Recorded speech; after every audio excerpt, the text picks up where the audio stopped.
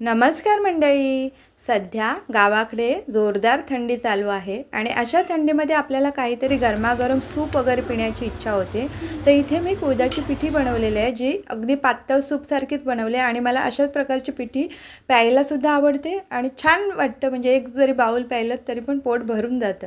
तर इथे मी उडदाचं पीठ घेतलेलं आहे, लसूण घेतले फोडणीसाठी, कांदा घेतले, हिरवी मिरची घेतली, कोथिंबीर आणि थोडंसं कोकम घेतले. तर सगळ्यात आधी आपण हे पीठ मिक्स करून घेऊया, ज्याच्यामुळे याच्यामध्ये ज्या गुठळ्या होणार नाही. थोडं थोडं पाणी घालून हे पीठ आपण एकत्र मिक्स करून घेतो आहे. बरं, हे जे पीठ आहे हे आमच्या घरचंच आहे, जे माझ्या आत्याने तिच्या घरच्याच कुळीदांचं आहे, जे तिने मला दिलं होतं. तर हे बघा, हे असं एकदम पातळ अशी कन्सिस्टन्सी व्हायला पाहिजे पिठाची, एकदम पातळ, जेणेकरून जेव्हा आपण हे पिठी बनवतो तेव्हा ते पीठ अजून म्हणजे घट्ट होतं. त्याच्यामुळे एकदम पातळच ठेवायचं. इथे फोडणीसाठी कढईमध्ये तेल घातलेलं आहे पळीवर, त्याच्यामध्ये राई घातली आहे, लसूण घातले, लसूण चांगला ठेचून घेतलेला आहे, त्याच्यामध्ये मिरची घातली. आता लसूण लालसर झाल्यानंतर याच्यामध्ये मी कांदा घातलेला आहे. कांदासुद्धा चांगला तेलावरती छानपैकी परतून घ्यायचा.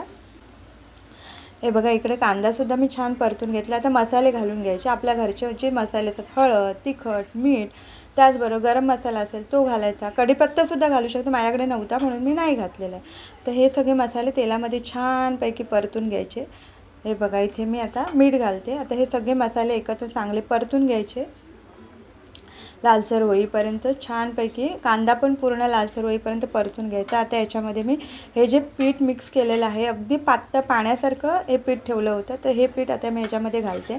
आणि जसं जसं या पिठाला उकळी येईल तसं ते पीठ घट्ट होतं. त्याच्यामुळे सुरुवातीलाच आपण अगदी पातळच ठेवायचं, जेणेकरून जेव्हा ते पिठलं शिजेल, पिठी शिजणार, तेव्हा ते जास्त घट्ट होणार नाही. हे बघा, कांदा छानसा लालसर झालेला आहे. आता याच्यामध्ये मी हे पीठ घालते. ते बघा, अगदी पातळ पाण्यासारखंच मी हे पीठ ठेवलं आहे आणि ह्याच्यामध्ये अजून मी तांब्याभर पाणी घातलेलं आहे, जेणेकरून पूर्ण कढईभर हे मी ठेवलं होतं. त्याच्यानंतर ते उकळी आल्यानंतर अगदी ते हे बघा, आता मी याच्यामध्ये कोकम घालते आणि जसं जसं ते पीठ उकळेल, उकळी येईल या पिठाला, तसं तसं ते घट्ट होत जाईल. तर अशी आता थंडीचे दिवस चालू आहेत आणि छान वाटतं. अगदी हे पिठलं भाकरी किंवा भाताबरोबरसुद्धा खूप छान लागतं, किंवा असंच जर तुम्ही बाऊलभर प्यायलं सूपसारखं तरीसुद्धा इनफ होतं, अगदी पोट भरल्यासारखं होतं. हे बघा, आता जसं जसं हे उकळते तसं ते अजून घट्ट होतं. व्हिडिओ आवडला तर व्हिडिओला लाईक करा.